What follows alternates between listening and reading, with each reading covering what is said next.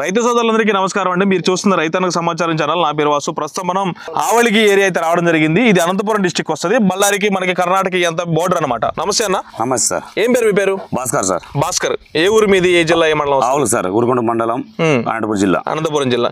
ఇప్పుడు వసుదా గురించి మీరు ఎట్లా తెలుసుకున్నారు? అసలు యూట్యూబ్ లో చూసినాను సార్. యూట్యూబ్ లో తెచ్చుకున్నారు. అసలు ఎందుకు తీసుకురావాలనిపించింది మీకు వసుదా? కాపు వచ్చి కాపు సెట్ అవుతుంది, అధిక కాపు వస్తుంది, ఎగురు వస్తుంది చూసినాను సార్. ఎన్ని ఎకరాలకు కొట్టారు మీరు? 8 ఎకరాలు కొట్టినాను సార్. 8 ఎకరాలకి కొట్టి ఎన్ని రోజులు అవుతుంది? మీరు వసుదా కొట్టి 15 రోజులు అవుతుంది సార్. 15 రోజులు అవుతుంది. మీరు కొట్టక ముందు మీ చేలో ఉన్న ప్రాబ్లం వచ్చిన తర్వాత రిజల్ట్ ఏంది? కొట్టిన తర్వాత రిజల్ట్ ఏమి వచ్చింది? కొట్టక ముందు కాపు ఉండదు, ఏముండదు సార్. ఉత్తి చెట్టు పెరుగుతుంది, చెట్టు పెరిగింది కానీ కాపు కూడా ఏం లేదు సార్. ఇదంతా మొండే లెక్క ఎట్లుంది.